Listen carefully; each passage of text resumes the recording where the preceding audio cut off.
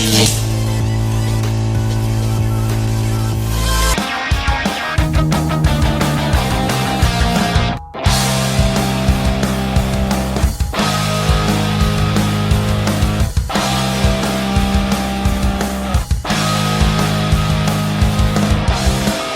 Assalamualaikum warahmatullahi wabarakatuh. Salam sejahtera tuan-tuan. Segmen kali ini kita ingin mendalami apa itu tradisi-tradisi bangsa Cina. Dan janganlah kita kata, oh kenapa pula podcast kali ini nak tahu bahasa Cina pula. Janganlah, bukan kita nak bawa tuan-tuan mengenali lebih, tak. I think kita sebagai negara yang majmuk, we should understand other religion, other bangsa dengan lebih baik. Dan sebenarnya kita ni berbilang kaum, and if sebenarnya kalau kita tak tahu mengenai bangsa tersebut, we actually being very tak sensitif. Kita pergi ke tempat orang tu, kita tak buat bukan sebab apa, sebab kita tak sensitif. And hopefully dengan adanya podcast pada episod ini, kita dapat kenali atau dapat fahami yang lebih baik. So kita ada guest hari ni, kawan baik saya daripada dulu, bertahun dah. So let me just welcome, selamat datang Mr. Kenny Lee. Yes, welcome for inviting me. Terima kasih kerana hadir. So just for the viewers untuk kenal sedikit tentang Mr. Kenny Lee. Alright. Boleh kenalkan diri? Okay, my name is Kenny Lee. Okay, you can address me. So I'm more than 10 years experience in investing properties lah. And then before that, I'm as a IT solution punya professionalist. And then I'm a Buddhism practitioner. Okay, so targeting to become a speaker for any Buddhism teachings right now. So since Zol is calling in, so I've been sharing what the Chinese traditionals is going on, on which we don't have any salah faham ke or anything ke. So yep. So that's about myself for now. Okay. Terima kasih. Just saya dengan keadaan Kenny, I think kita dah kenal more than 30 years? I think yes lah, since 96 is it? 96? Yes. 96, yes, since sekolah menengah. Oh, lama, jangan kira. So once people dah tahu bila then. Alright, so let's just straight to the point. Okay. Alright. Apakah adat ataupun tradisional apakah adat tradisional yang masih kekal diikuti daripada dulu sampai sekarang during Chinese New Year? Okay, so since it's 2024 tengah coming in kan, so the next coming year we on February. Because when they're still practicing punya adat since last time until now, we are giving oranges and then the ang pao, because oranges represents like a gold lah, very come in Chinese or Mandarin. Then represent is wealthy or fortunes, so we give to others. So we are representing, we are more compassion or what bagi more fortune to the others, relative or to your young children. And then ang pao pun we are giving like a blessing lah. So these two we are still practicing right now. Or you are gantung lantern, what you call that, the lantern, the red lantern dekat house, untuk memeriahkan suasana lah. So you bagi limau, so to give them the fortune to them lah. Yes. Tapi ang pao tu kita hanya dapat if you are not married lah kan, yang orang single je akan dapat kan? It depends. In Malaysia, we have this culture that only yang married kena yang bagi lah. Yang married yang kena bagi. Let's say in China or in Hong Kong, when you're not married or when you start kerja, you can give the ang pao. Oh, okay. In China and Hong Kong, not in Malaysia. Malaysia, the practice is when you start married the first year. Okay, let's say I'm married this year, right? So I have to give ang pao double lah for the first year. So the rest of the year just satu je lah. Okay. So there's a different lah. Tapi yang boleh terima ang pao if you are single. Yes. Yeah, yes. Kalau dah kahwin takkan dapat ang pao lah. Alright. So kalau katakan during the Chinese New Year, one of the thing yang mungkin popular, orang kata people are rushing for the makan besar. The reunion dinner lah. Can you explain to us a bit about the reunion dinner? The reunion dinner in Chinese or in Mandarin we call Tun Yun Fan. Tun Yun Fan. So it's like a family dinner or the eve. So when we gathering around for the big round tables, so we can sharing what's going on. We can get to know each other's how is it going. Like for a big family like 10 or 11, so we meriah lah. When small family bukan tak meriah juga. So we get close together each of the year, so we don't forget each other lah. So it's like a tradition since ancient time in Chinese. Jadi diorang macam, so diorang akan rush for that makan besar lah. Yes, so you will push every appointments or anything just go for that. If not, then you're kena lah, like lecture from your parents yeah. So dia punya isu kalau dia will be macam dekat Melayu, kita akan pergi rumah suami dahulu, lalu pergi rumah isteri, betul? So if you are married, then how? If you are married, let's say in Chinese New Year, the first day we are celebrating the pihak lelaki dulu lah. Sama lah. Sama dulu. So the first day, then the second day of the Chinese New Year, then we go to the perempuan side punya rumah, visit in-laws and then to their relative. Yeah. So for the makan besar ada tak jadi macam tahun ni rumah suami, tahun depan rumah isteri makan besar, tahun lagi ada? No. So mainly if you are perempuan dah kahwin, so you just follow the guys punya rumah lelaki, pihak lelaki punya lah. So kalau you ada anak perempuan 4 dan makan besar. For what I'm practicing right now, I will try to arrange my own reunion dinner earlier. So the night time or just go for my end makan dulu, then the night time go for my wife punya side lah. So making so dua dapat lah. Yes. Okay. Okay, now kita tak boleh pisahkan semua raya ada mercun bunga api. Tapi ini semua terikut sebenarnya dengan Chinese punya custom. Yang lain bunga api mercun ni dia semua dia. Tapi I know that Chinese ada reason behind that bunga api masa Chinese New Year. So can you please briefly explain kenapa orang main mercun masa Chinese New Year? Okay, so this back to ancient time punya, you can say it's a myth, or you can say it's a cultural since ancient time, sejak dulu lagi lah. You bring that the story. So there is a time that there's a beast called Nian Shou. Apa kamu lagi? Nian Shou in Chinese, Nian Shou in Mandarin and Nian Shou. So it will come out at the midnight to go eat the villages. Alright. Okay. So there's one guy macam deities ke or any Tuhan punya tu, dia come to save the village. So dia gantung the red paper and bakar the fireworks. So just to chase out the monster or the beast lah. So this become a trend already. So the whole village get to know, okay, you have to look at the red papers and then the fireworks to scare off the beast. So we become safe for the whole villages. So this one pass down. Maybe it's a real one or myth. I still not sure. But the ancient is saying this story lah. Tapi dekat tu kalau sampai sekarang during the Chinese New Year dia akan tampak that red paper tu lah. Yes, the red paper, yes. And then right modernized one, you have to like some more nice word to gantung when we see it. Is like, okay, this is Chinese New Year punya celebration. So you look at it, you get good fortune. You look at it, good health, good wealth, something like that. Sini kau elok wangsa lu. A lot. There's a lot right now. Okay. Okay, now saya pun pernah dengar bila you dah bakar this bunga api kan dia punya sepihan tu, you are not supposed to sweep it. Not supposed to fit better for if ke or during the first week of the Chinese, better don't. Tak boleh sapu. Tak boleh, better don't lah. Kenapa? Why? Because we have the section of cleaning the house before the Chinese New Year. Okay. Let's say that in Chinese calendar on 28th of the month. Okay, in Mandarin we call Solatat or Solatat lah. So we have to clean the whole house before 28 or before Chinese New Year. So like you are sweeping out all the ill fortune. Like inviting the good fortune coming in the house. So on the first or dah bakal mercun ke or anything kan, we don't do any cleaning the first or 2 day lah.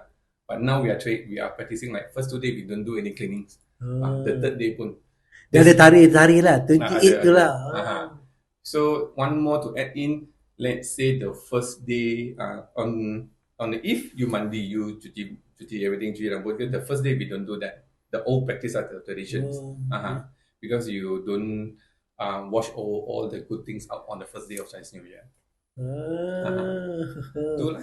That's something. Okay. Now Chinese New Year, I'm not sure. Saya mungkin ignorant. Tapi everyone is in red, merah. Why red? Tak boleh pakai. If Chinese New Year nak pakai gold, pakai biru, hijau. In tradition way, red means Ong lah. So when we call red, like I mentioned, there's an old myth yang the red packet kan. So everyone is wearing the red. So represent the good fortune ke. Like I said, in Chinese New Year, I keep on saying these few things: wealth, fortune, and your health. These three only. So you can wear yellow or something bright, but not in dark colors lah. So you're not sure whether when you're wearing in dark colors, you go to any visiting any house kan. So you akan, macam kita tak tahu kan, not ada hati untuk do something wrong semua. So better don't know, when Chinese New Year you visiting your friend's house or Chinese house, you don't wear any dark color lah. Macam bawa dia bad fortune, bad luck pula lah kan. Yes. Okay, alright. Okay, kita dah tahu pasal bunga api, kita dah tahu pasal, okay, now dah ampau. Okay. When I was young, kita pergilah rumah all my Chinese friend. So bila buka ampau tu, rupanya macam ada macam amount, RM7, RM8, RM10, right? Ada specific numbers or you supposed to give ataupun you just open? Alright, so that number also counts on, we don't give odd numbers lah. Because odd number is called single number. So we give even number, like everything in couple, in twins, everything in Chinese, something like that. Or even a double digit number, or 11, or 2, 22, or siong, that means you are in a couple or in a match, something like that. We don't put in a single, right? 11 can lah. 11 can lah. So yeah, so better don't put 4 in Chinese. Say or it means death to us lah in Chinese punya. Yalah, because I know Chinese tak suka nombor 4. That's why we are welcome guys kepada tahun 2023A. Yeah.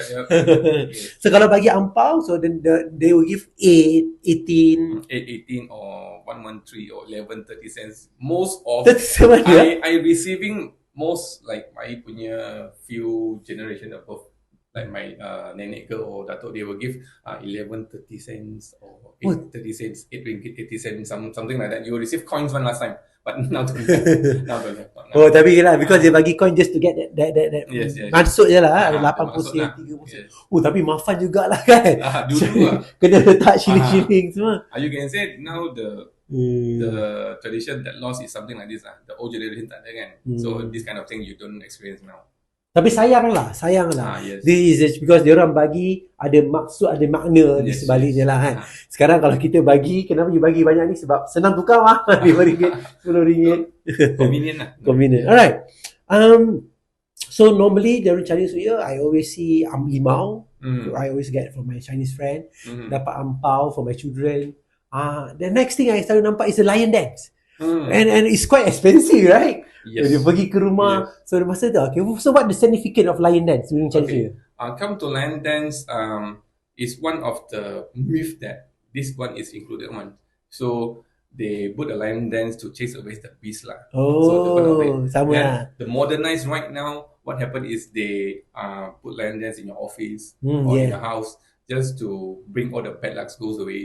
And then or something bad energy in your house, just chase them away. So we have a very good fortune or energy is good to the business or households or Sebab tu kadang-kadang you can see lion dance during Chinese New Year sebab the beast. Tapi kalau macam hari-hari biasa, kedai baru buka, they will have that, right? Yeah, this has become a myth to come to now. Like I said, dia akan bring all the bad energy away. Good to come to business wise, Alright. Okay, now the last question before kita pergi. Kita cakap pasal Chinese New Year because Chinese New Year pun nak dekat. So Chinese New Year will last for 15 days. Yeah. Then on the 15 days is the Cap Gome. Yes. Alright, can you explain briefly Cap Gome? I'm not true. Dulu letak atas 5, baling nombor 3. Why? Now kita kan ada Tinder, kita swipe right je lah. That one is right now lah. Dulu masa kita muda-muda, we also as a guy. Okay, so talk back about this Cap Gome kan. Dia punya ancient time punya story is, so when ancient times in China or in Chinese, the perempuan is not allowed to go up until the 15th day, the end of the Chinese New Year. So the 1 to 14 days tu memang duduk rumah? No, actually the trend masa dulu ancient time in China, they don't always allow their pihak perempuan keluar lah, sebab dia kan, when you always go out, people can see your daughter kan, dia macam tak berharga lah. So they do it as a precious, so they simpan dalam rumah macam tu lah. So on that day, on the 15th, there is a big celebration ke, or makan ke, or the prayers. So at the time, all the girls will be taking these chances to say, okay, I nak pergi buat prayers lah, untuk this lah. Then actually they do go outside to do a matchmaking. That is the behind the story, the ancient times lah. So come back to now modernized punya, when I'm young, I also been through this also. Okay, pihak perempuan akan ambil limau tu, tulis dia punya phone number, dia akan throw dekat pond ke, mana-mana taman ke. Okay, as a guy, once dia punya session baling limau tu tak end, pihak lelaki akan ambil satu they call it the scoop to scoop the limau tu. And then I call the girl lah. It's something like matchmaking punya proses. It's similar to dulu punya tu. Kira-kira that is Tinder zaman dulu lah. Zaman dulu lah. So okay, this is personal. Hopefully ni tak sensitif Jangan simpan punya wife tengok pula. So you scoop that number. You boleh ambil 1 limau ke? Boleh banyak ambil limau? One too many One too many You can see some guys sekali scoop 5-6. Tak kisahlah. Dia tak ada rules anything. Okay. Because I seen that dia ambil limau, dia tak ada nombor lah kan. Yes. Okay, alright. So can I say you got your wife daripada that limau ke? Tak. Dia tahu kalau tidak tradisi itu perlu dikekalkan. Alright. Now kita dah faham, dah jelas sedikit lah. Alright. So now kalau katakan dah Chinese New Year kita dah pass, now we're going to go benda yang agak popular di Malaysia tapi orang tak faham. That is what we call the sembah nenek moyang dalam keluarga Cina. Okay. So can you explain apakah kepentingan sembah nenek moyang ni? Okay, so the most important thing sembah your ancestor your nenek moyang is just pay a respect to them. So we don't forget the legacy that they bring down to us, down to a few generations down. So like what I'm doing right now also, whenever I do a prayers, I will like take some time to think back. So what is their own legacy ke, what my fathers bring on from them ke. So I just do a cross check on what I'm doing in current life right now. Is it the same, or we should still practice that, or we don't do that right now? So the sembah nenek moyang ni memang ada period time ke, or ada. So in every Chinese household you can see the house, the living room ada satu tempat sembahyang kan. They call avatar lah, or something like that. So there's one small section is for your moyang punya place lah. So you can do a prayers, and you can just pay respect to them. So the most important during the whole year is the bulan 4. It's a Qingming we call that. Qingming. It's like we call it the trend of like what you call that, bersihkan tempat kubur tu kan? Kubur tu bersihkan kubur tu. Sebab sekarang tak ada lah. Sebab dulu when you perhubungan dalam kubur kan, so dia akan rumput akan grow up very high, so you have to manually cut it off. Sekarang tak ada. Sekarang modern, you just pay the management ask someone to just cut it off everything. So we do less stuff right now lah, but we still pay a visit to them. So masa that period lah. That period, that about 1 week time or 2 weeks. Alright, that is sembah nenek moyang. So what is about festival hantu pula? Festival hantu. Kan ada ghost punya season. We call that the Hungry Ghost Festival. Hungry Ghost Festival, okay. It's a different thing, right? Different thing. That one is your pay respect or pray your nenek moyang. So the main the nenek moyang and the main reason we visit is to clear off dia punya kubur tu. Okay. The main reason in the ancient time also. So come to this ghost punya tu. Okay, there's a time, this period for 1 week we call Hungry Ghost. So there is a say that the gate of hell is open for that 1 week. Alright. So the one. It's a 1 week. It's a 1 week lah. Roughly dalam 1 week lah. I'm not too sure, but normally, but what I understand right now is 1 week lah. The practice is. If you say in Buddhism in Buddhism there is one of the student under the Buddha, right? So he practiced the Buddhism and then he got some powers lah. He tried to figure out where her mom's going already. So he found out his mother actually reborn into a lower realm, like in hell lah. So he trying to save her or trying to help her or something like that. So then he figured out to help her, you have to understand what is the good things or bad things you need to do during the past life or current life lah. It's more toward Buddhism already lah. So means that during the Hungry Ghost Festival, even though someone who already passed away or your relative ke, your nenek moyang ke, if he's still there, then he will come up to like. Then you will see a lot of people buat prayings along the tepi jalan. like offering to them lah, since they are suffering a lot in the health. So yeah. So there's the main thing is that, let's say I kerja 360 days, I got that 14 days to come up untuk dapat free ke, untuk holiday ke, or get something offering from the public to get advantage from them. Macam tu lah. You in the modern day, I can say that lah. You kerja 365 days, tak pernah rehat. That particular 1 week, they macam give a green light for you to come up, something like that, if you in that saying lah. Okay. Alright. Yeah. So yang dia buat replika kereta bakar tu, that is during Ghost Festival? Yes, mostly. And then masa pun during perkebumian lah. Alright, now kita dah tahu benda tu. Okay, now Chinese wedding, kita tengok yang terlalu modern lah pergi video. Okay. So, tapi what is actually the real perkahwinan traditional Chinese? Chinese actually is quite simple one actually. Okay. If you look back the ancient times kan, the most important is when you get married, you get approval from both party kan, both families. Masa dah confirm everything, okay, you have to do few things. You get approval from both parties, and then you have to macam akad nikah lah. Akad nikah, okay. You hantar hantaran ke both party. Ada juga. Okay. So both buat juga. Then the most penting one is a tea ceremony. Tea ceremony in the morning, so that you have to prayers, bow. We do that 4 bows lah, bows to heaven and the. So the tea ceremony will take place dekat mana? Rumah lelaki ke rumah perempuan? Both house. Both pihak. Okay. Because like I say just now, each of a Chinese house you can see the avatar there, ancestors kan.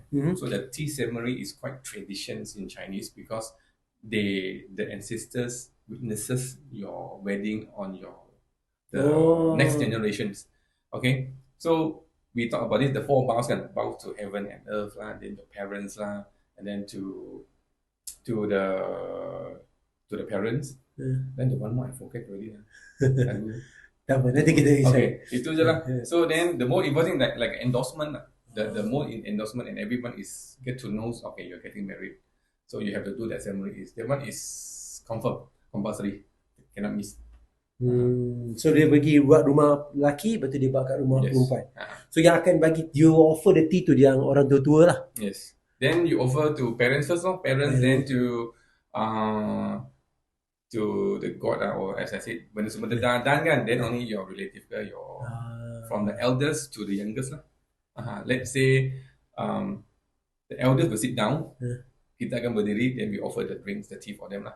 So when to the youngest one, we will sit down, then the youngest will offer the tea for us. It's like masa suai kenal lah. Okay, this is your mother-in-law, your brother-in-law, so everyone gets to know each other lah. Like endorsement lah. So okay, I've seen once lah. I pernah pergi. So you lepas you dapat tea, you dapat ampau juga kan? Yes, just blessing lah, blessing juga. Yes, mostly it's a blessing. Tapi dia pengantin dapat ampau kan, bukan pengantin bagi ampau lah kan? Elders give us. So we give the youngest. Okay. Okay. Now, I also have the experience. You kena jemput you punya bakal isteri, betul? Yes. Kan, betul dia ada games. Is that part of the tradition juga? I can say so lah. Because when, like I said, ada 3 ceremony kan. The invitation jemput punya pengantin tu is jemput dia datang ke rumah saya untuk buat tea ceremony lah. So modernized punya, they keep on small games. And then, because there's a time frame, let's say you go to check the time where it's a good time to go, good time to start tea ceremony. Oh, tea ceremony pun dia ada timing juga? Ada. They count? They count. So you have asked some specialists to calculate for us. Okay, this one is good. This one is on. Okay, this one is okay. Confirm akan kaya punya lah this time. Okay, you can do on that time lah. Tiba-tiba you punya janji pukul 3, lepas tu you dah 4 lah yang jam. Then you have to pandai-pandai adjust lah tu. That's why when we go early, they have 1-2 hours for both party ada adjustment lah. That's why the game started to come in to play around. Okay. Alright, good. So kita dah buat. Alright, now I think Malaysian we need to be sensitive. Maksudnya bila you pergi ke perkahwinan orang Melayu, dia tahu apa tradition dia. You pergi ke orang Cina, kena tahu orang India, then you mashmuk lah. You pergi meraihkan orang tu kahwin, betul? Alright, so now saya dimaklumkan kita ada benda yang tak boleh bagi, untuk macam tabu ke, tak tahu lah tradition yang tidak sepatutnya diberikan kepada kawan, pengantin, hantaran. So apa yang tak boleh diberi dalam bahasa Cina? Okay, let's say your friends kahwin so you want to give some hadiah but don't give kasut. Kasut You know why kasut? Because kasut is for you to running or walk with him. So the pengantin or siapa-siapa ke, your kawan tengok, you hantar bagi I kasut, you nak I punya wife run away ke? Or something like that lah. So it's not a good sign lah. Good sign. Not good thing. So kasut big no. Jimmy Choo ke, Kristen ke, tak ada. Nike ke, beribu-ribu ke, jangan. So don't. Kasut is not. It's a big pantang Yes. Alright. And then the second one, mostly like I have a new house. You put your open house. But you don't housewarming. But you don't buy the jam dinding lah. Jam dinding, because why in Chinese we call songzhong, or songzhong means when songzhong tu the terms called songzhong only reference when you pass away. When you pass away, so we don't give jam tangan okay lah, jam tangan. Rolex pun tak buat tadi. So the jam dinding tu. Jam dinding yes. Okay. Tapi tu yang rare tu tapi so jam tak boleh dan juga kasut. Saya tak pasti dalam budaya Melayu, tapi I think kita boleh accept anything lah kan. I don't think so ini pantang lah. Alright, tapi we'll just go. Alright. Okay, now itu untuk artis ceremony kahwin. Okay, now if you have majlis apakah upacara ataupun adat tertentu yang berkaitan dengan majlis kelahiran ataupun macam newborn baby ke atau memberi nama, ada some special occasion ke? Ada lah, but now trend is full moon, 100 days or 1 year old, something like that, or 3 years old. So dia akan start bagi inviting lah. So okay, I'm celebrating. And part also is like a gift to know your relative that okay, I have a newborn already. Okay, it's 1 year old or just full moon. Just to let them know that okay, I have this party, or you get to, because not every of your relative tahu you ada adat ke, you dah something. Just informing them, it's like a celebration juga lah. Then giving name pun also got few parts, because in Chinese writing got many meaning in one word. So you have to choose a right meaningful to your children and next generation lah. Okay, that's number one. Number two is, if in tradition, most tradisi punya, you have to follow back your few back generation. There's one book you have to follow. Like my generation my full name Li Chin Fa lah. So everyone, the first two you will see is the same one. Li Chin for guys. And then for girls, Li something. And the first two must be the same one. Belakang saja lah, Fa, Fu, Chu lah. Or either the first, the third one, the middle one is different. The one is based on, we call it in Chinese called Chok Po. Okay, so it's based on how many generation, like past 100 years. The following back what? So can I say this, Mr. Li Chin Fa? So you Mr. Li Chin Fa 300 years ago, adalah ada satu nama Li Chin Fa juga? Can I say? I don't know, because I don't have that when. Kan? You akan pakai balik, recycle back the name, right? From what I understand from my father once told me lah, there is the buku memang ada, tapi tak pernah tengok. Oh sayang lah that buku. Supposed to go generation to generation. There is one like a few 10 years you have to follow this word. Another 10 years you have to follow this word for girls and for guys. That is the most traditional one that I know right now. Okay, now good. I think kita I think this topic is good. So semua orang yang mungkin kali pertama dengar, saya pun tak tahu yang nama diikut Li Chin, lepas tu rupanya belakang saja different lah. Or video one lah. The first, the third one, the video one. Alright. So now, semua orang tahu kalender Cina. Kalender orang kita panggil kalender kuda. Okay. So apa peranan kalender Cina ni? There is a saying, not saying lah, methodology also. There is this what do you call that dalam God punya environment, they organize one race. So they invited all the animals. All the animals include gajah ke, giraffe pun ada, semua ada. Okay. So the first 12 only selected to be on the calendar. So there's one, the race is ongoing lah. So semua binatang dijemput, 12 yang menang saja. Yes, betul. Not bad lah, babi quite fast lah.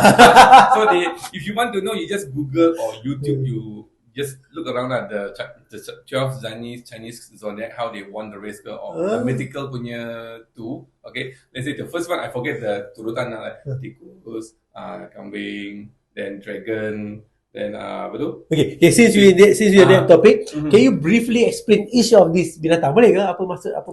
Apa maksud dah? Lebih kurang. Maksud dah. Kalau nak break into that because each different ways is methodology lah. Okay. Kalau comes to that in Feng Shui or anything, right? So each of the animals represent the elements. The 5 elements, let's say the earth, air ke, fire ke, metal, besi, or emas or something like that lah. You need to break down. I cannot break down because there is a one table to check man. And then I can share with you that in Feng Shui there's a 3, call it samhab. So in these 3 animals is always be helping each other one. So let's say for lahir tahun babi, that's my tahun. Tahun babi it's better for you to work with is who? Itu basically rabbit dengan kambing. Alright. Tahun lahir kambing dan tahun lahir tikus. Apa saja? Lupa. Rabbit, kambing dengan tahun lahir babi. Okay, so kepada mereka yang siapa tadi? Rabbit dan juga dia tikus, let's get in touch. Rabbit dengan kambing. Alright. These two. I got a lot of combination in Feng Shui also. If you say about why they use Feng Shui for zodiacs, mean they have the elements. So this is a fixed one. This is a fixed one. Tahun lahir babi dengan these 3 animals always can work each other. They can give advantage to each other one. Kalau nak in depth kan, then you can to see whether it's really helping you to which section of your or which part can. Now makes sense. Makes sense. Sebab dia kata contoh lah tahun ni, I'm not sure tahun apa yang coming soon. Dragon.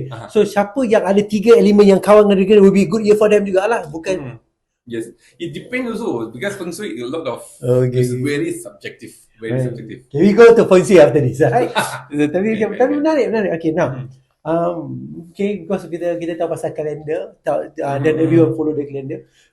Dan saya nak viewers pandang di luar juga, bukanlah kita saya mengajar orang Islam ke untuk mempercayai, tapi it's good to know their culture for us to understand. Okay, now I've been to some Chinese boss lama untuk majlis kematian dia. So we go funeral, ramai orang. Alright. Then masa tu I nampak ada orang berkabur, ada orang nangis, and adalah dengar cerita. So what is the reason behind it? Ada orang kata sampai ada orang upah orang menangis pun ada. Okay, the upah punya story means that how to say that if the family don't have any generations or maybe there's a conflict, we don't know. I just say it. I'm not referring to anyone.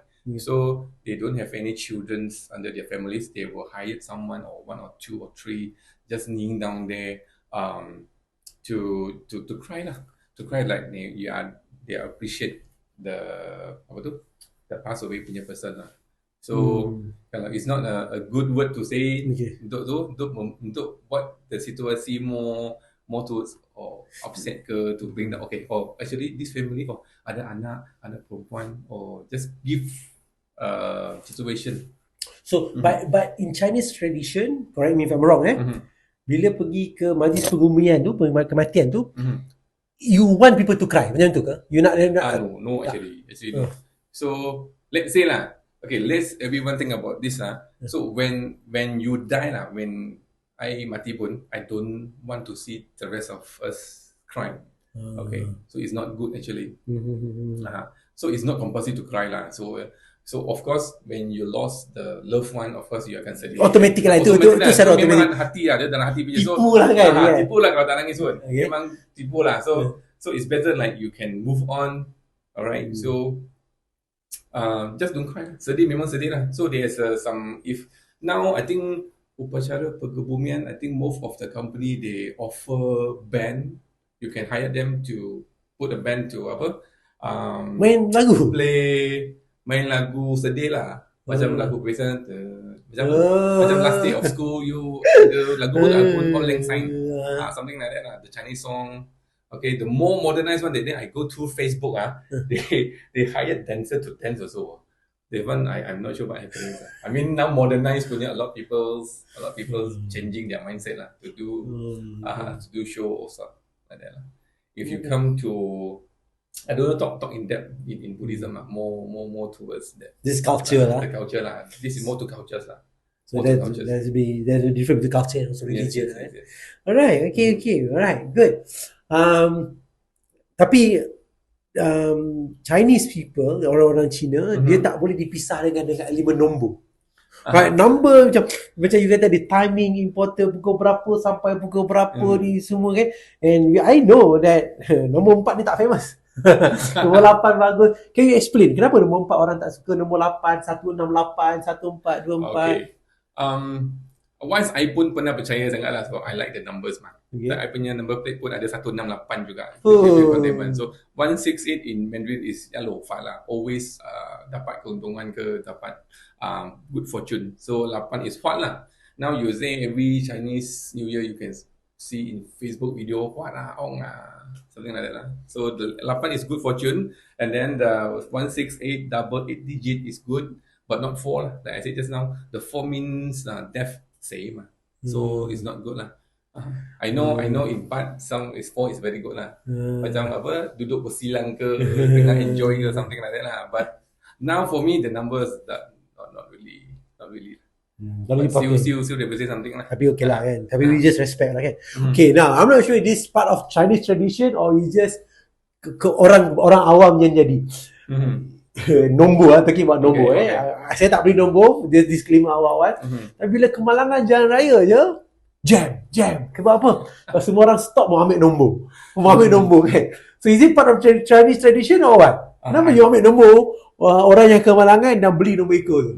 I don't think this is Chinese tradition lah. Bukan but there is a saying lah, when the guy is dia take accident, okay, dia yang ada bad luck for him lah. Then I think the numbers is a good luck for me lah, because I can buy numbers man. So something like that, don't want to in depth lah. Just a saying, it's a culture thing lah, but not a tradition lah. Not tradition lah. That first, yes. Okay. Sebab tu semua orang berhenti tengok tu nombor je. Aduh. Tapi it being a joke, tapi some people believe, some people actually beli lah. Yes. Alright. Can you share with us apakah some good tradition yang mula dilupai dalam Chinese culture? Most of right now yang mudah dilupai. Then people start tak buat dah. Ignore. Like family gatherings, respecting the elders. Because now because of technology kan, just on the phone for 10 hours and 8 hours, they don't care. Even though maybe a lot of elements are, maybe the parents busy earning money also, okay, causing the next generation more focus on their own lifestyle, their own things already. Let's say most respect to the elders. Sekarang jarang you ask them to, okay, bila we go to grandfather house, your siapa-siapa ke, dia akan not interested. You're more interested to technologies now. True. I think kena terus lah. Okay, I'm thinking one of this to share. I think one of the culture dekat Melayu lah yang start dilupai, Silva, is when you jalan depan orang you tunduk. Something that you mungkin nampak dia macam kecil, tapi it's important for you, jangan just cross in front of people kan. You macam tunduk sikit lah. So how you recall, I just came back from Indonesia lah. Dia pergi bercuti. So dekat di sana, dia punya pintu dia pendek dekat Yogyakarta. So when I ask orang-orang di Indonesia, kata kenapa pendek? Memang orang-orang Jawa pendek ke? Memang orang tak, dia kata dia king so tinggi, tapi kenapa dia buat pintu dia pendek? So because this to teach their people, bila masuk rumah orang you tunduk dulu. So the culture dia buat macam tu supaya kita tak lupa pada budaya lah. I think that is one. Adalah, you just remind me one of the saying in Chinese lah. So before you get to earn something good, you have to work hard first. I forget how to say in Chinese lah. They say you kena makan nasi or you nak beras, you kena tunduk and then cut the padi punya beras padi lah. Dia punya planting punya tu lah. So tu lah. So one of them, they don't work hard now. And then what I observe, I'm not saying that now generation is not good lah. Okay. So it's like a culture. So they make current generations, they don't interested on the process of getting the resolution. Dia ada dapat satu soalan, dia tunggu jawapan. They don't intend to look for the solution. This is what I observe right now. I guess all bangsa lah. Using that. Okay, so now from your personal point of view, how can we play our part to make sure that the young generation boleh teruskan mewarisi this budaya-budaya kita yang lama ini. That's what I'm doing right now. Is always bring them to see datuk nenek lah. Always go and then go to see the relative ke siapa-siapa don't know and then keep them respect. So even though my children also now have the behavior like ignorance already, that's why I quite serious when talking about the words ignorance, and so that's why I realized that maybe the parents is keep on working hard sekarang. That is process lah. So another topic that one. So is to bring them to explore more towards outdoor punya activities rather than indoors lah. Sure. Alright, kita berhenti berehat dan kita kembali untuk segmen kedua.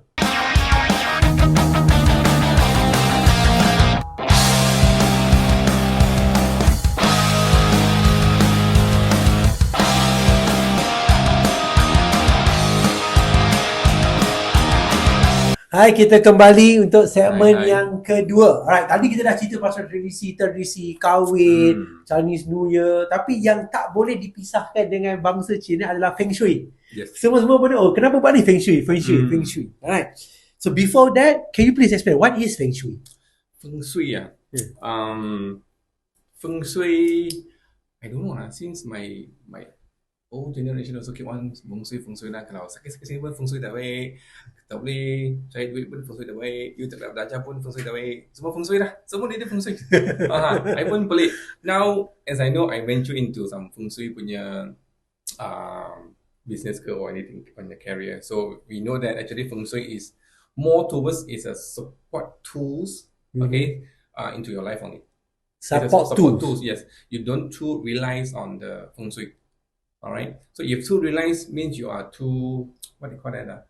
The words too dependent already until you tak boleh lah. Ada benda tu you nak keluar pintu hari ni, you check zodiac lah, you check ni mana boleh nak keluar kerja. There's too dependent rate, so this not a good sign lah. So let's say the Feng Shui is like how to say this in the simple way so everyone can understand. So let's say, okay, let me check you punya Feng Shui punya status, your life punya structure. Alright, let's say you're saying this office, let's say this Feng Shui, okay, I see your zodiac ke, I see the direction ke, if north, west, east ke, check semua. Okay, this particular facing west punya is bad for you. Okay, you cannot sit here and do teaching. Okay, cannot do CPR. You will get something bad to health or something like that, or you won't ada business. So you have to move to this particular location. Okay, so you got. So in Feng Shui also we call that as a tools kan. So very important is a condition. When the condition is met, then only you can get the good result. If it's not matched, means you don't get the good result. We can see in Feng Shui, let's say I can read the whole structure of your life kan. So we can see the bad and good ones, good and balanced one. You can see that. So the bad thing also, when the condition met, then only it happens to you. When the condition is not met, you will wait until the thing is, let's say you accumulate the bad things if you don't meet this year. If next year kena, then means more. Let's say you lost 100 today. Okay, that's met already. Condition met because of certain punya elements thing met, then you lost 100 ringgit. Okay, then sudah pass already lah. So if this year you doesn't lost 100, you wait until next year maybe 1,000, 2,000, 3,000, something like investment ke, your kena saman ke or something like that lah. Maybe you saman 100 ke. Tapi kalau you meant bocor, dia akan bocor but somewhere lah. Yes. This is what I experienced when I experienced this. Yeah, it's true. Okay. How far this Feng Shui been practiced in Malaysia? Is every Chinese practice Feng Shui? How far? Apakah amalan? Berapa besar? Berapa jauh amalan ini di Malaysia? How far? Is all Chinese believe that? All Chinese follow that? Not really actually. Not really, but most less lah. Most yes. Mostly akan if you put numbers, maybe 10 dalam 10 orang 8 to 9 people disbelieve. It's a big percentage a lot lah. But it still depends on dia punya experience, how people that don't believe is he get the wrong information out or things that he can't be helped. For example, if I want to share something about my own experience, okay, I try. First, I won't not really trust on anything. I just give a try or to read my own punya feng shui part. Okay, they say I'm work in this industry for 2 years already. He said I will be not working here anymore. I pun pelik lah. I kerja pun okay, semua pun okay. Possible getting promoted also, you know. Okay. Then all of a sudden I dipecat. Serious sebab dah 2 tahun. It's not about the duration. Yeah. It's the structure that's saying that this year and this month say you will be getting fired. Or memang getting fired. There's a few things that I cannot read. I said, check good cannot be So I just for that particular 2 weeks I get a new offer and very good offer about 40% punya increment lah. So there's why lah. Maybe I don't understand why. It doesn't show me is this going to be bad or good. Tapi I read the more I read, the more I understand lah. It doesn't say anything bad. It should be sustained. Dia kerja mah takkan dipecat makan. So actually the reason behind it is I dipecat, I got a good opportunity or good punya offer lah. Itu je lah I find out. This happened twice Happened twice in 1 year. That's why okay. So that's why I said the feng shui is based on the location, or the most important is the condition is met, then it will happen without you knowing it. Dan lepas you dah jadi, lepas tu you kira kena. Yes. Okay, so now I understand. I read somewhere there's an element. Dia ada elemen kayu, api, bumi, tanah, besi, air. Correct, right? So what is this element in Feng Shui? In fact, the one I'm learning or the set that I'm practicing doesn't related to this thing one. Oh, okay. So it break to, let's say, is one person you ada tarik lahir kan? It will break down to 12 palaces okay, to read your. If you call it feng shui lah, we call it 紫微斗数ah. It's not about tengok the elements ah. If you talk about basic punya, what we are all most Chinese are looking at, memang kata apa tu? Fire. This one, let's say for example, again remember this room kan? Okay, Pak Segi. Okay, this part is fire. This one is wood ke, yang tu air ke, emas ke, tu ke kan? And then I see your life, you punya birth of this kan? They say your birth of dates and your zodiac is based on element of wood or based on fire. You tak boleh duduk tempat yang ada air dalam feng shui. That I say just now kan, that one is air, you cannot sit there. You sit there is something that apa? The elements is keep bullying something is more stronger, something is weaker one. Let's say fire dengan water, so siapa stronger? Of course water kan. So you use that to play around as a support tool, as I said. You understand, you do it, you make changes, you apply to it, then you can see the condition is met, then something happen lah, you will see. But take time lah. Bukan hari ni you buat, besok you akan dapat lah. Okay, alright, now. Not bad Nanti you talk yang tadi lah. Okay, now. Nanti you kata say, okay, now. Does colours, tadi you kata Chinese New Year warna merah because of all this prosperity, kekayaan. Tapi ada colour dalam Feng Shui juga ke? Colours no. Tak ada mana. Tak ada segala-mana. Kalau colours pun, there are some other practices talking about colours also lah. But colours pun, let's say your name card has to be what colour, and then your phone number has to be what number. There is a teaching lah. There is a teaching about Feng Shui also. So let's say the Feng Shui is the main title. There's a sub-categorized Feng Shui this, maybe this. Colours ada, numbers pun ada. I thought colours sebab tu pakai biru merah bukan lah. Tu JDT lah kot. Alright, that's fine. Okay, now. I pernah dengar. Dia tu, nak buat bisnes ataupun rumah, to have a good Feng Shui, bela ikan. Is it true? Pendidikan. Why? Okay. Why? Why? Betul ke? Is it true ke tak tidak? Can say yes and no lah. Okay. Can you answer why? Like I said, you have to see your own life punya structure how, what element is. Let's say this, I refer back to this room. That room, let's say, is bring bad luck to you. You put a plantation ke, or you put the aquarium. If you put the aquarium, memang kena the condition, you will see the ikan emas akan mati. So it's like he take that for you lah. Just a simple saying lah. So you understand that why you put there. Or I think this example is for a bad location lah. Let's say this one is good location for you. You put the aquarium here. So why put aquarium? Aquarium ni ada benda yang keep on spinning kan. So the flow of the water keep on running ah.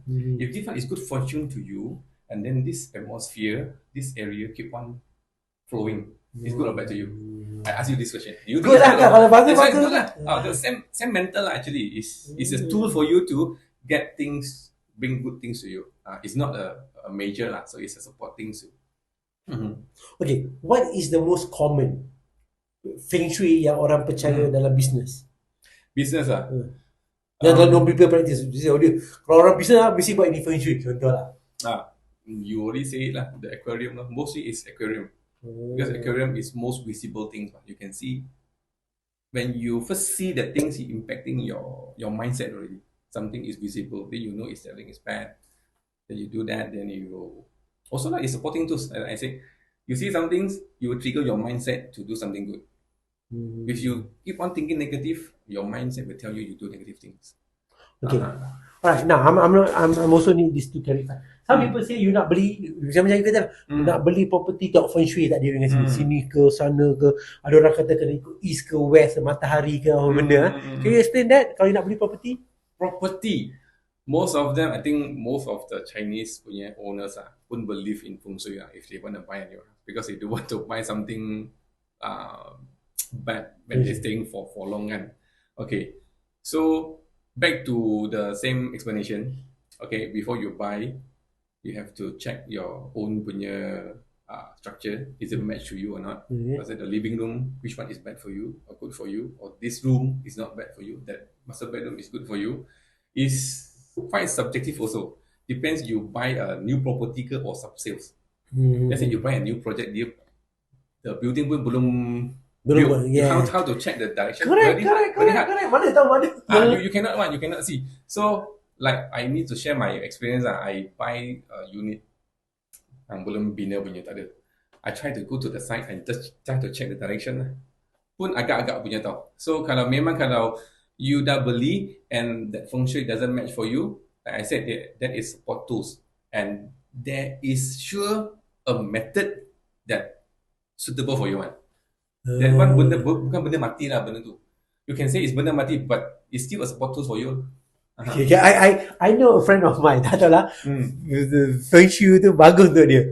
So mak dia kira master bedroom not good for the parent. Okay. The parent duduk bilik dia duduk master bedroom. Macam kat kau dia kata, macam you kurang ajar lah duduk master bedroom tak bagi mak. Dia kata tak ada, my mom punya Feng Shui. Ada. Okay, now katalah contoh, just hopefully it's not offended anyone, just for us to have the knowledge. Like you say just now, dia beli rumah, dia pun tak tahu condition rumah, dia tak check lah, kata dia like ke good price ke dia beli kan. So dia dah beli tu, alamak rumah soal langgar Feng Shui. So most of the time they will adjust or they just resell the house, jual beli baru, macam mana? Depends on owner dia nak buat apa no.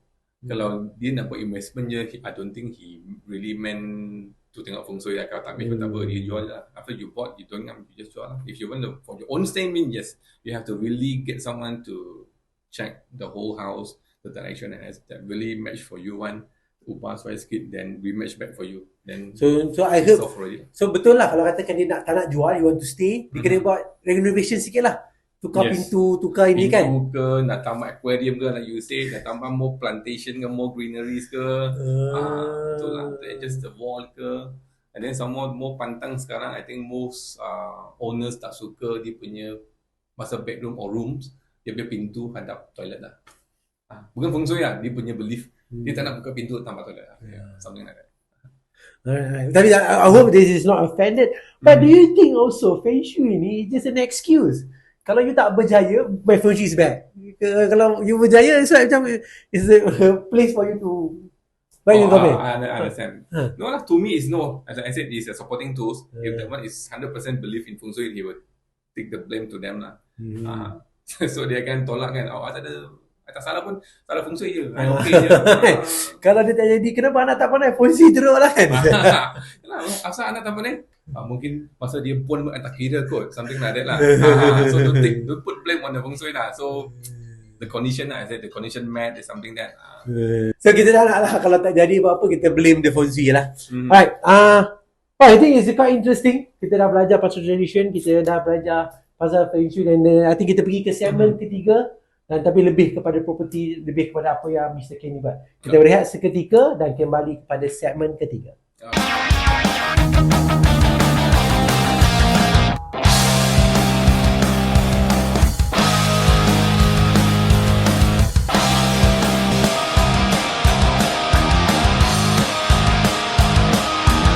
Alright, terima kasih. Kita kembali ke segmen ketiga. Alright, kita dah cakap pasal Chinese tradition, kita dah cakap pasal Feng Shui. Now let's just talk about the future lah. Kita akan cakap pasal sekarang lah. Alright, so I know that you one of the best property investor. What I call it? Not the best one lah. One of the experience. Ada orang dalam industri lah. So can you please share dengan viewers apa itu property investment? Investment, it depends how the individual is, because let's say a beginner to invest, let's say there's a individual yang umur dia 50 lebih start investing properties. It depends on their mindset lah. So the first thing I ask, are you going to invest? Invest means there's few categories lah. You want to flip or you want to keep. So flip means you want to buy now, you buy now and sell it later with a good price. You want to keep, you buy it, you keep, and then you do Airbnb ke, atau you buat a long-term rental. So it depends a lot of elements lah.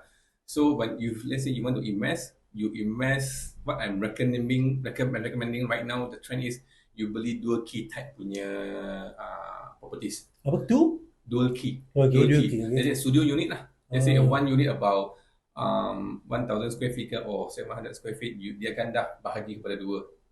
Let's say you just the studio unit. So tak mahal sangat. Then dia punya value renting pun tinggi. Compare to long renting. Long renting punya price quite competitive lah currently. Now we pun banyak new condominium kan. So because it's a right for the tenant to choose. Let's say ada singgah setahun sewa. Alright, there's a new building already. Ambil kunci, I pergi tukar tempat tu. So they own right lah. So the trend is like right now is the trend is beli dual key punya unit, you sewa as an Airbnb. So there's an experience that you punya repayment about 3,000 plus, you punya rental for dual key for Airbnb you can earn about 6,000 to 7,000. Double lah. That one is normal, non-peak hours not peak days Bukan cuti season, normal season, normal month. If you want to talk about data surrounding the Golden Triangle TRX now sudah ada kan, TRX, and then the KLCC, then the Pavilion, then Sungai Wang. There is even occupancy rate for 1 year about 70%. Whole year. Airbnb bukan about 5-star rating punya hotel. Hotel pun sekarang pun I'm not saying bad things about hotels. Okay, the hotel sometimes they offer you have to accept the offer that they offer.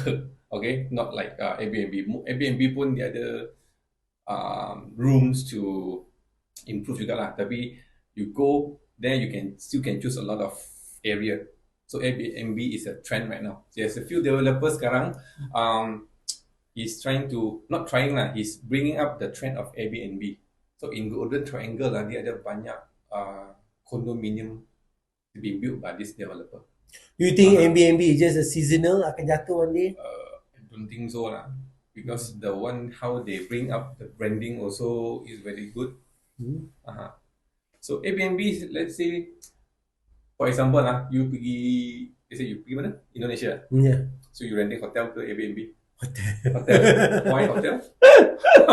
Simple question, why hotel and not Airbnb? You don't trust her, or you don't trust the trend of Airbnb now. A lot of aspect lah, if you want to think about that, because hotel like our age, our age like you and same kan, you always think about hotel because when our parents bring us bring the hotel, Correct. you every bring hotels because now current punya market yang Airbnb most is modern families yang youngsters they want to rent. It's nice. Airbnb cantik, well maintained. Yeah, so it's a good trend now lah. Right. Okay, now katalah people want to do this investment, they want to go into property investment. What they need to consider? Apa yang orang kena macam tengok dulu kalau they want to go? Okay, the three things also I considered. Okay, the first one is location. The second also location. The third one is location. Serious. Okay, for example you want to find some properties kan, tempat yang industrial area, yang tak ada market ke, tak ada LRT ke, tak ada convenient for you, or you want to buy somewhere the tengah-tengah KLCC, depan KLCC or Pavilion 2. Of course, people when you buy and have a high value, of course more convenient location also. True lah. Okay, location. If the time also location based will bring the value high. Let's say sekarang just to let every viewers know, KLCC or Golden Triangle Bukit Bintang is one about 2,000 plus ringgit per square feet. For the price now? Yes. 2,000 plus per square feet. Per square feet and most of the condo surrounding that area kan, not big one, about 1,000 square. No, 370. That's small. And about 600 square feet. That one the one 300 plus square punya pun 800,000 lebih. That area lah with the prime location lah. Then the 600 plus one 1.2 million already lah. Location wise lah. So if you want to invest on your properties, so I always advise to the buyer, consider about the location. The second is location. Is the location that you're familiar. Let's say tempat yang you tinggal dari dulu sampai sekarang, at least you know the area conditions.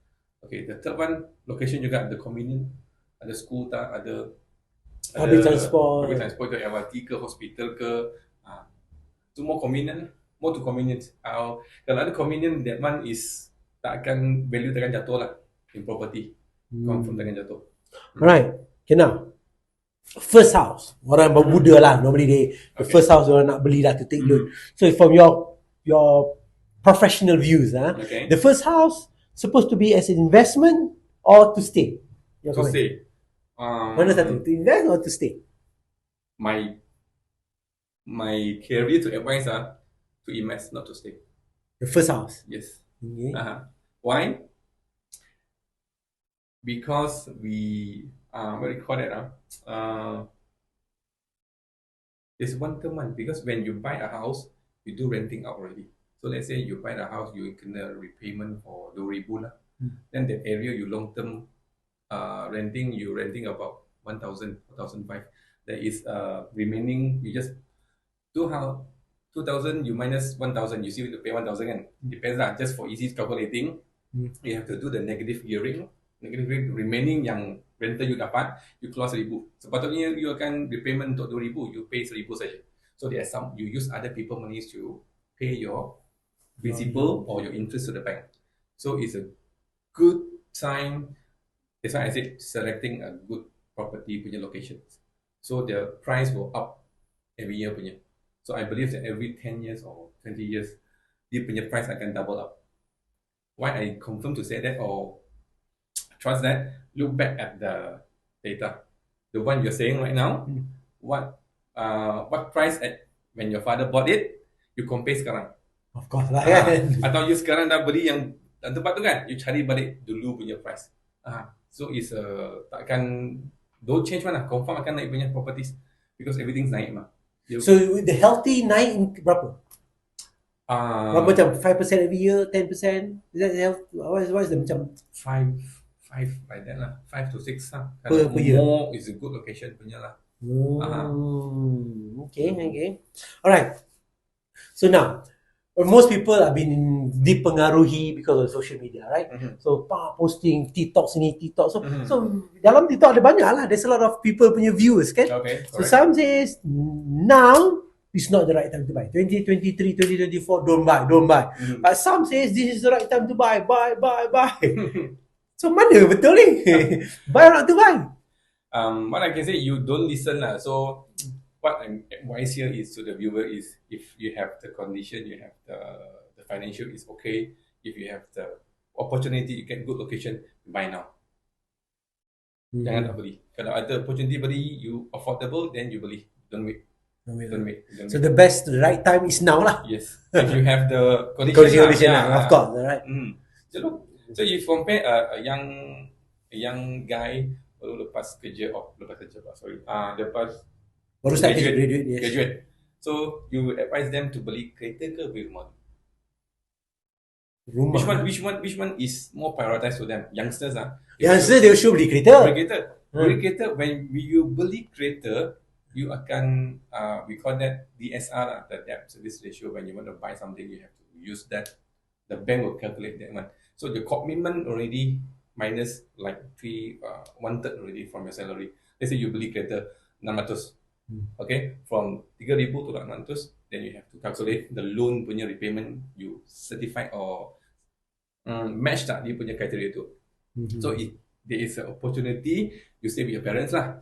So don't buy car first. So you buy a house when the property value is up more to 100% ke, then you sell out, you akan dapat balik lah apa yang good result tu. Or I'm not saying that when you young time you beli rumah, then you apa pun dah buat.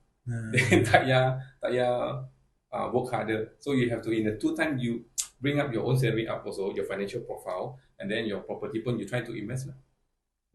I get to know this person 35 or 36 lah, I lupa dah. Umur dia. He planned not to getting married. He's alone. Okay, he already invest about 5 property. Most of them is studio unit, small sizes punya house. Dia punya loan pun about 1,000 or you can actually get until 5 property loan. Yes, can, but not in one shot lah. I don't think the trend. Okay, about you say one shot lah, we call it bulk purchase. So there is an issue last time sebelum MCO anything kan.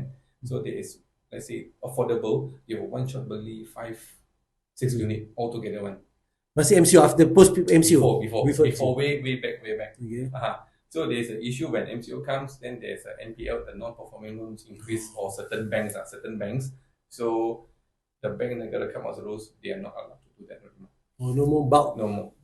Alright.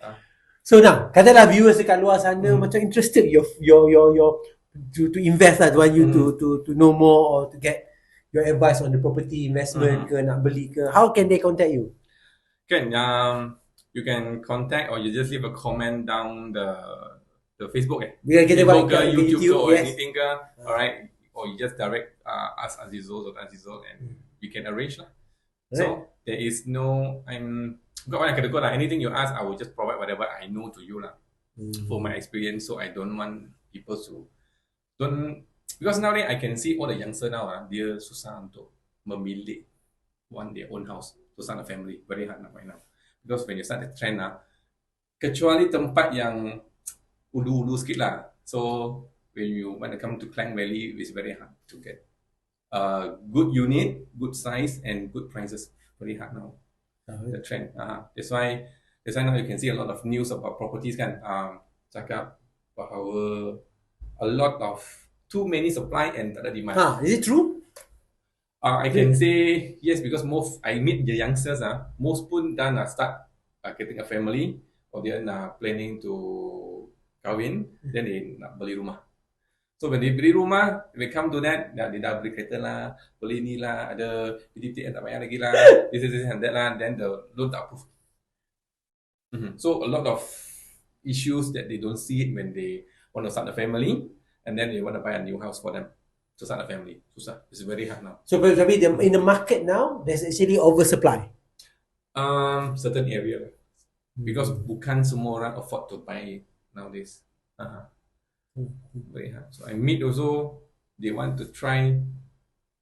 Depends on the price also lah. I say the condition. If your financially is a bit affordable, then you just go ahead to buy. As I said, if now you can buy, you're affordable, then you just go and buy. Jangan tunggu lah. Is that advice? Freehold, leasehold itu adakah something to be considered, or that is not some? Last time to me, freehold and leasehold is compulsory to look at. Now no, I understand that why that particular location or area is leasehold. Why government tak nak give to you as well, because that one is berharga mah. That one is very happening in the area. That's why they don't let you go. They don't let go. Because the government pun to keep that thing to their own, they don't want to lease out to sell out the lands. It's good also, but the lease also. Lease means the price will be cheaper compared to freehold. Freehold will be higher. Dulu macam orang macam dulu lah kalau nak beli property, dia akan the first thing, ni freehold ke leasehold? The first last question. time you can say that because a lot of lenders mostly is freehold. Now a lot of condo, the developer bought the land, strata title, and most of them is commercial land. Is come with HDA lah, the term called. So then you can convert the certain rates, you can convert certain rates cannot. Alright.